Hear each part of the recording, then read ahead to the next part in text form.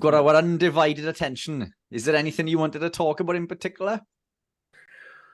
I was wondering if I could possibly screen share something with you guys to do with the level 3 personal training course I'm on, to do with what they say are popular diets, and then they give the positives and negatives of them. Okie doke. Spot Do you want me to read it out, or would you like to read it? Or you go through it. It's interesting, Matthew. Okay. So this is my personal training unit, which is a Unit 2 workbook. So this is on popular diets. So the first one is fasting. The benefits are part of religious practice, creates negative energy balance and weight loss. Intermittent fasting has been shown to affect insulin resistance and lead to a reduction in blood sugar levels. Can reduce oxidative stress and inflammation in the body. Intermittent fasting induces various cellular repair processes. Intermittent fasting also may extend the lifespan. And for some, many people fast not for religious, but for health and training purposes. And then the drawbacks are dehydration if fluid excluded, potential for nutrient deficiency, lack of energy, and possible headaches and bad breath. So what I was going to ask you both is, what are your opinions on the benefits and negatives according to the personal training course?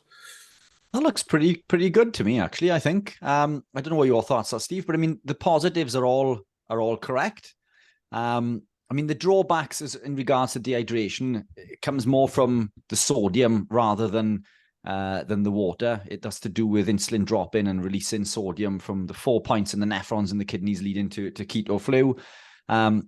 Nutrient deficiency, you do see it on with some people when they do extended fasting. People will suffer with hair loss when they begin a keto journey, and the reason is that they're not eating enough. So fasting is fantastic, but there are circumstances in which somebody shouldn't fast. For example, if maybe pregnant women shouldn't fast as much. You shouldn't fast if you suffer with maybe like a food addiction, because it can create bad habits, and maybe you shouldn't fast if you are deficient in nutrients. But with most people, we carry a lot of the nutrients within our body stored in proteins and fats within the body, and this is why people can do silly amounts of fasting, prolonged periods, and experience only health benefits. So, yeah, I mean, again, lack of energy, it would occur if you begin fasting and you're not used to it. This is why keto, carnivore, and fasting come hand in hand, because somebody coming from a high carbohydrate lifestyle who is fueled by glucose is suddenly just removing an energy source. And, we spoke about this a little bit last night during the live, that the body needs to adapt, it needs to adjust, it needs to upregulate certain enzymes or pathways within the body, and the whole gut microbiome needs to change. So lack of energy can occur, but when you become ketogenic and the body starts to utilize beta hydroxybutyrate over wasting the ketones, then the energy becomes higher, doesn't it? So I think that's pretty close. I think there are caveats to it again, but I'm quite impressed with that, actually. Yeah, it's not bad. I mean, I would add, I wouldn't fast if you're actually nutritionally underweight. I think if you're lean already, and actually struggling to get to a decent BMI, if we're going to talk about mainstream sort of metrics, then I possibly wouldn't be looking at fasting. And obviously developing children shouldn't be fasting. But the therapeutic effects, I think it's pretty good, actually. So not bad. So we'll give them what, out of 10? What should we give them, Rich, as a mark for this particular course? I was expecting a whole lot worse. I reckon that's a 7 or an 8. I don't know. Yeah, I think so. Wow, not bad for mainstream stuff, eh? So yes, so the next one is the very low calorie, 800 calories or lower diet. There's one benefit to this, the rapid weight loss, and there are several drawbacks, which are possible gallstone formation, possible nutrient deficiency, nausea, and low energy levels. Is that it for drawbacks? Is there another page? Nope. All right, let's go back to that then. Wow. Rich, do you want to go first? No, I'll leave you shoot on this one. Okay, right. Low calorie, rapid weight loss as a benefit. Well, you know, does that benefit come with more than those drawbacks? Well, absolutely. You're going to lower your metabolic rate over time, which has been proved in study after study after study. Once you start to restrict calories, your body's metabolism slows down to try to adjust to your new calorific intake. So that's a recipe for disaster over the long term. Possible nutrient deficiencies is an understatement, because if you were eating 800 calories of oats, skim milk, for instance, blueberries, you're not going to get enough protein, and protein is so important for good health. I feel that it should be a bigger section than it is on the fasting, to be honest. Let's look at it more pragmatically. Fasting has this huge amount of rationales and benefits, and low calorie has one. So I think by omission, they are sort of admitting it's not that great.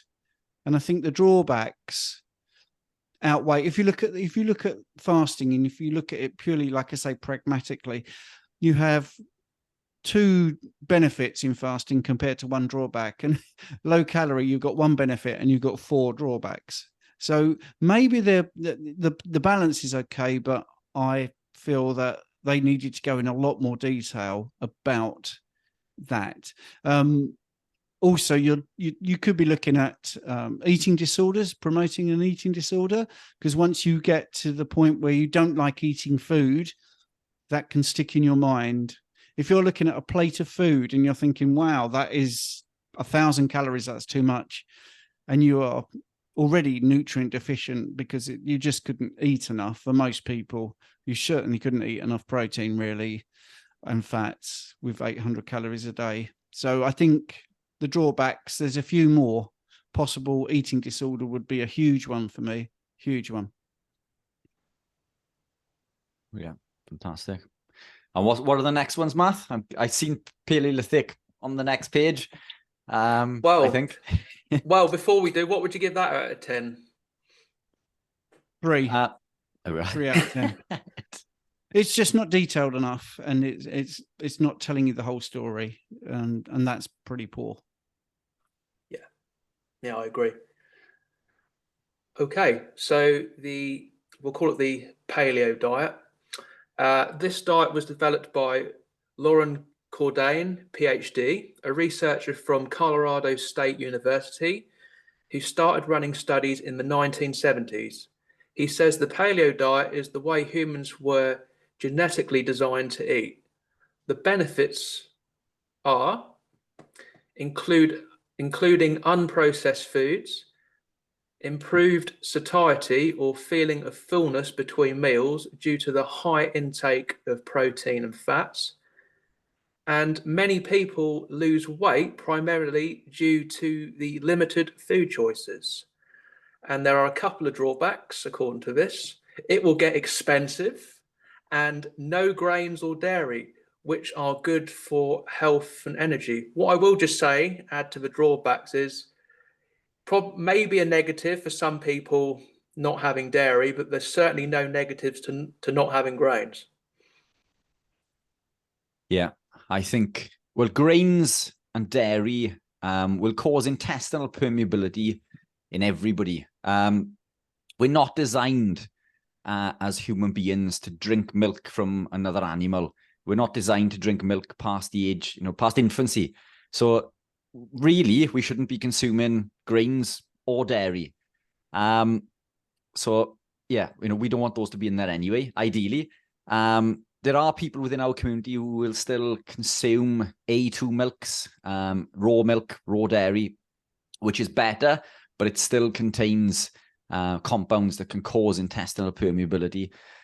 Expensive? I don't think so. I think it works out less expensive if you're eating real food.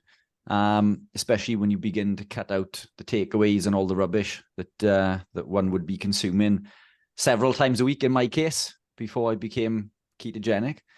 Yeah, anything to add to that, Steve? Well, you've not talked about the benefits. It's includes unprocessed food. Yeah, fantastic. Improved satiety. Again, yeah, to do with the fats and proteins. Many people lose weight. Well, it's not to do with a limited food choice. It's usually to do with cutting out the rubbish that they consume in. Lots but of it does say that. Sorry to interrupt you there, Rich, but it does say that. It says improved satiety or feeling fullness between meals due to the higher intake of protein and fats. So I think that's bang on, personally, that particular line. Yeah. Yeah. I just wanted to emphasize that I'm surprised to see that. Yeah. Anything else to add? Well, yeah, because that is contradictory to the earlier page. Don't go back, Matthew.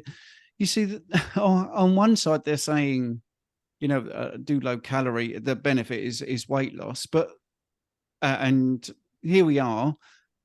You want to be, eating to satiety and feeling full, and that will be because of higher intake of protein and fats. So that needs to be mentioned on the previous one, because you'll be restricting your higher intake of protein and fats. It's going to be lower intake, so you're going to be hungry, and that's one of the biggest drawbacks for low calorie, is people being hungry and therefore thinking about food all the time. And that's what I was trying to get at with the the eating disorder.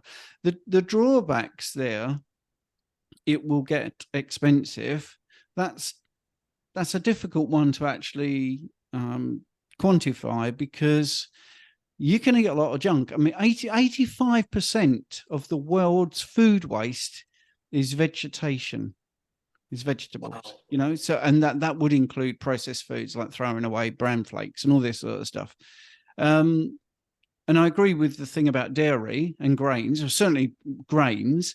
Dairy, some people, especially with the raw milk products, they feel, and kefir, those sort of things, some people feel they get a benefit from that. I do consume dairy, but I also know that if I wanted to be absolutely sharp as a tack, I would take dairy out. So, I think Rich and I are pretty much in agreement there. But Rich, do you not think that's a bit more magnanimous than you were expecting when it looks at the paleo diet with the benefits? Yeah, I think so. I mean, does it go on to ketogenic diets by any chance? Well, I'll leave that as a surprise for you. We've got one in between first. But I will pick up on the thing, and I'm sorry I interrupted you when you were talking about limited food choices. The people that eat the standard Western diet, standard American diet, and however you want to word it, they eat the same things. And I was absolutely guilty of that. I can pretty much say that before I was low carb or ketogenic, my diet, my breakfast was porridge oats, pretty much, skim milk, blueberries. That was it. I would say I had that 6 days out of 7 at least. And I would say that since being carnivore, you see, the alleged restriction of food is not true. Since I've been carnivore, I've probably eaten a bigger variety of food than I've ever eaten in my life. So I don't think that's particularly true, but I can understand why they put that in there, because they're looking at the average person who wants to have bread, pizza, ice cream, donuts, cereals, those sort of things. So, but what would you mark it, Rich, out of 10 for the paleo? 6, 7, maybe. Yeah, I'll go with that. Next one, Matthew. Excellent. Right, so slimming groups, which I assume is things like Weight Watchers and that sort of thing. Benefits, support and guidance provided. How good that is remains to be desired. Calorie intake controlled, guidance on foods to eat provided, and it's easy to follow, so they say. And the drawbacks are hard to maintain and high potential for yo-yo dieting cycle. Yeah. Well, let's broaden that out, because all the slimming groups is absolutely true, but any groups, will give you support and guidance. So like a cycling group, I don't think that's particularly a great thing to talk about, but yeah, we'll go with it. Support and guidance provided, but the quality is the question, isn't it? Because I have had trips to the gym and I've watched the personal trainer and I thought, wow, I would never, ever recommend that person does that. Certainly with a few things when it comes to sort of exercises for the shoulders. But anyway, calorie intake controlled. Well, if you know anything about eating, it's not about calories, it's about your nutrients. So what are they going to say? You can have 2,000 calories a day and that's all right. You can eat anything. Or are you going to look at, you need a certain amount of protein, you need a certain amount of fats. So I think the calorie intake controlled, I don't think is a benefit. I think they're looking at that completely wrong. Guidance on foods to eat provided. Well, I've seen these and you get points and it's nothing to do with nutrients. This is the problem. So some foods which are really good will have, a high points tally, which will take you over your daily allowance. And some of the foods I've seen flagged up it's just unbelievable. Like salmon, for instance. I've seen that in some of these slimming groups is a food to be avoided, which is incredible. And it's easy to follow. Is it? I mean, how do you define easy? Because if you're having calorie intake controlled and you're hungry all day, that's not easy to follow. Most people I know who do these things, maybe the first couple of weeks they have a little bit of weight loss and they feel a bit good, but then they're constantly saying, oh, I might be a bit naughty, I might do this, I might do that, which is a terrible way to talk about food. Absolutely terrible. The drawbacks I pretty much summed up just then. Looking at the benefits, it's hard to maintain. Well, of course it's hard to maintain. That it's designed to make you hungry and think about food all the time, not give you enough nutrients. And the high potential for yo-yo dieting is based on empirical data of people that do these things. The normal phrase is, I tried Weight Watchers, it worked, and then I stopped going and I gained all the weight back and another 10 pounds. That's absolutely one of the most common things I hear when I'm coaching people. So I would say maybe the drawbacks are very honest. And I think some of the benefits are not actually extending the details because they're not really benefits. I think the support and guidance provided, I'll let them get away with. And yes, they do give you guidance on foods to eat. That's provided, but the guidance, the standard of the guidance is very poor. It's not easy to follow, as in mentally, it's not easy to follow because you're hungry. So I think I will give them, personally, I would give them 5 out of 10 because they've been honest with the drawbacks, but I just can't see it doesn't work. I mean, if it says it's a high potential for yo-yo dieting, they are admitting that most people don't do well on it. Yeah. In an interview that I saw a little while ago, I can't remember which slimming group that the CEO was from, but a large portion of their members fail and come back again. And he admitted that the business model is designed to fail because if it wasn't, then they wouldn't get repeat custom. So it's designed to make you fail long term, which is the wrong way to look at a diet or a lifestyle. The only benefit that I see there, as Steve said, is more to do with support. I think it's accountability. I don't think it's guidance because the guidance is incorrect. Calories isn't the way to control a diet. The guidance they give you on food, again, as Steve said, is improper. It's all about the wrong foods. Again, I don't think it's easy to follow. So I don't, out of those 4 points, I think half is probably accurate, as in support, being accountable. And all of those things that they've mentioned as benefits are actually negatives. And it is hard to maintain. And it is a yo-yo diet designed for failure. So these groups, are a massive bugbear of mine because lots of my clients and customers bounce between being keto carnivore and going to these groups. And they end up, as Steve said, gaining stupid amounts of more weight and coming back. And they're not designed to be healthy. Quite the opposite. So yeah, I'd score that maybe a 2 or a 3. That's all right. Well, let's split the difference and say 3. Oh, there we are. And yeah, absolutely. And I think the other thing, and I didn't mention this, and I think we should, the slimming groups tend to blame you if you fail. Yeah, but it is. Well, it's a name and shame thing, isn't it? It's yes. You jump on a scale and oh no, you've gained. There's loads of reasons why one would gain weight. And the most common way is through water, through fluid. It's very difficult to store fat, that quickly when people jump on a scale and they're up 5 pounds. So there's a lot of other things going on, but it's a name and shame thing, isn't it? Yes, you can lose weight by restricting. But again, as Steve said, the metabolic rate drops and you end up paying a bigger price in the long term. It's about nutrients. So I think Steve nailed it. It's a poor diet based on calories and not nutrients. Next page, Matthew. Okay, just before we move on, I was just going to say they kind of contradict themselves because they say easy to follow on the benefits, and then they say hard to maintain. Yeah, so why not say if it's easy to follow, it's easy to maintain? Yeah. Okay, so everyone's favourite, the ketogenic diet. Unfortunately, there's no carnivore diet because they think it's going to cause us all sorts of problems. So the closest thing we've got is a ketogenic diet. Okay, so the benefits: it is high in fat, adequate protein, and low carbohydrate. The diet forces the body to burn fats for energy rather than carbohydrates. Low carb diets lead to weight loss, increased levels of HDL cholesterol, reduced blood sugar and insulin levels with a major improvement in type 2 diabetes.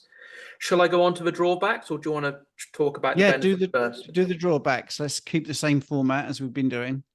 Okay, so it says individuals with a medical or health condition should not undertake a ketogenic diet if they have a history of pancreatitis, active gallbladder disease, impaired liver function, impaired fat digestion, poor nutritional status, gastric bypass surgery, abdominal tumors, decreased gastrointestinal motility. This may be in conjunction with conventional cancer treatment and associated drugs, history of kidney failure, and pregnancy and lactation. Is that the whole page? What's on the next page? Is there any actual drawbacks? Oh no, that's something else. Right. Okay. So they've put no actual drawbacks. Okay. All right. Rich? Oh yeah, that is the drawbacks. Yeah, those were the drawbacks. That was the list there, wasn't it? But it's well, I'm reading that as individuals with a medical or health condition should not undertake a ketogenic diet, and then they're just listing problems. Yeah. I agree. Well, keto is not a high-fat, adequate protein diet. You don't have the amount of fat one needs to consume to become ketogenic is 0. So it's not about the fat. You can live a ketogenic lifestyle through fasting, through high protein, and this is where people go wrong in regards to nutrients. All nutrients in nature come coupled together, protein and fat. Every protein source comes with fat. Yes, I agree with a low carb, but I think this is where everybody goes wrong with the high fat thing. This is all about the protein because protein comes with fat. The diet doesn't force the body to burn fats. It allows the body. It doesn't force the body. It allows the body to restore its natural physiological state, which is ketogenesis. Ketosis is our natural metabolic state. So there's no forcing going on there. Yes, low carb diets can lead to weight loss, increased HDL, all fantastic, and reduced blood glucose. Brilliant. All of those. Did you want to jump in, Steve? No. No, sorry. Oh, I heard something in my ear then. Medical conditions. I mean, those are all the reasons that I would recommend somebody to adopt a ketogenic lifestyle. If somebody came with me with any one of those conditions, then I would be encouraging them to become ketogenic. Pregnancy and lactation.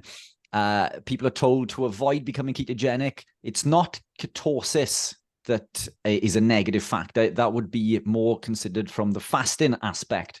We don't want to be restricting the body. So fasting, I wouldn't recommend, but there's nothing wrong with living a ketogenic lifestyle as long as you are feeding the body all of the nutrients that it needs. I've seen reversal of kidney and liver issues almost completely, completely, even to the point with advanced polycystic kidney disease. I've seen stop dead in its tracks, which is meant to be degradatory. So Can I add there, Rich? Sorry, because I want to help you a little bit. 2 success stories I did just last month. All right, one, the person was on dialysis. So we're looking at kidney failure, history of kidney failure. I just wanted to say, somebody on dialysis went on this way of eating, actually went carnivore and went from dialysis to the doctor saying, I don't understand, but you don't need dialysis anymore. And then I've also had a stage 3 kidney failure client who completely reversed it. So if we're going to put this out there publicly, we've got proof, haven't we? We've actually got proof, and I've got video proof. And the guy was very open and gave us all his medical records and all the notes from the doctor, how astounded they were and everything, images, everything. So it isn't just we're just going through it saying, oh, yeah, in theory, this is a good diet. This really does happen to people. Sorry, Rich, go and carry on. Sorry about that. That's fine. So look, all of those technical drawbacks would be the reasons that I would advise somebody to live a ketogenic lifestyle. In my opinion, the only drawback to living a ketogenic lifestyle is that nothing. Zero. I don't think there are any drawbacks whatsoever. Personally, initially it's difficult to transition because you're coming away from a drug in the form of carbohydrate or sugar. So, if you want to class that as a drawback, but I mean, that only benefits the body in the long term. And those benefits and rationales, they could probably be about 10 pages long in regards to any health and medical issue that you can think of. Just to list a few myself, I was once clinically obese, type 2 diabetic, suffered with chronic fatigue, depression, anxiety, arthritic pains. I was severe skin conditions, migraines, debilitating migraines would make me blind. I've worked with people with type 2 diabetes all the way through to severe gastrointestinal issues, kidney, liver damage, and even cancers. So, I mean, what drawbacks are there? To me, you get to eat all the foods that you love to eat. I mean, the only drawback would be that you're not carnivore. And then Excellent. And I would like to say what you said earlier. I mean, it is a bit surprising because I wasn't expecting them to be so straight and honest with, reduced blood sugar and insulin levels with a major improvement in type 2 diabetes. Now, the mainstream seems to not want to admit that. So I'm glad that's in black and white there. And I would also say when I did my personal training certificate and went to do the advanced, I would say that when I went back, there are moments in the textbook where they do admit that there's huge improvements.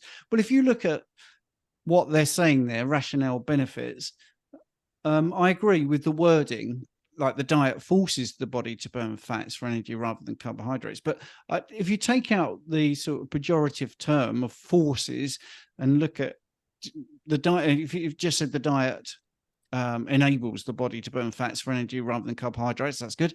Low carb diets lead to weight loss. So, that's pretty good. Increased levels of HDL cholesterol, which is good, although obviously HDL isn't cholesterol. It's a high density lipoprotein, which contains cholesterol. So I think it's not as bad as I was expecting. When you said, Matthew, keeping it as a surprise, I was expecting it to be a lot worse. I agree with Rich 100% about the description. It's not high fat, adequate protein. Although you could say adequate protein, you could say appropriate protein, because we all have different demands. You know, if you're a bodybuilder, you need more protein than if you're an 87-year-old woman who is not a bodybuilder. You know, you're and 4'11" maybe, compared to Sean Baker, who's 6'5" or whatever. So I think appropriate protein would have been better. Low carb, yeah, definitely, that's good. And adequate is not a good word, so I would say appropriate fat, appropriate protein, low carbohydrate. And the drawbacks, there's not actually, again, I agree with Rich. I mean, if anyone had those conditions, which I say you should not undertake a ketogenic diet, I would actually say there is a list of people that should, again, except with the pregnancy and lactation. So I think, what would you give that out of 10, Rich? I think when you look at it from, just as a quick glance, the drawbacks look to be considerably more than the rationales. But as you've established, really, I mean, the drawback that they've listed is one, really, whereas the rationales I agree with. I mean, I don't know, maybe a 6, possibly. Yeah. I mean, the benefits are spot on. I think they've just misunderstood for whatever reason the drawbacks, but it's better than I was expecting. Yes. Okay, I was just going to add on where it says drawbacks, they should scrap the word drawbacks and put individuals with a medical or health condition should undertake a ketogenic diet because of these reasons. So they're only a couple of words out from getting it right. Yeah. Yes. Yeah. I mean, I'd be hard pushed to think of any drawbacks. Really would. Yeah, me too. I genuinely can't think of any. Maybe if I was being, a bit facetious about this, social pressure, others not liking what you're doing would be possibly a drawback, which isn't really a drawback, but it is, in reality, one of the things, pushback from your friends or family telling you you're doing a stupid thing, even though you're losing weight and you've got a major improvement in your type 2 diabetes and you've got loads of weight loss and you've got lower blood pressure and your intestinal motility and function is better and your kidney function is better. They're still saying, well, it's not very good. It's not good for you. So I think that would be a drawback that I would possibly put on there if you really understood what we're talking about here. But it's not an actual drawback for you as a person. Yeah, I agree.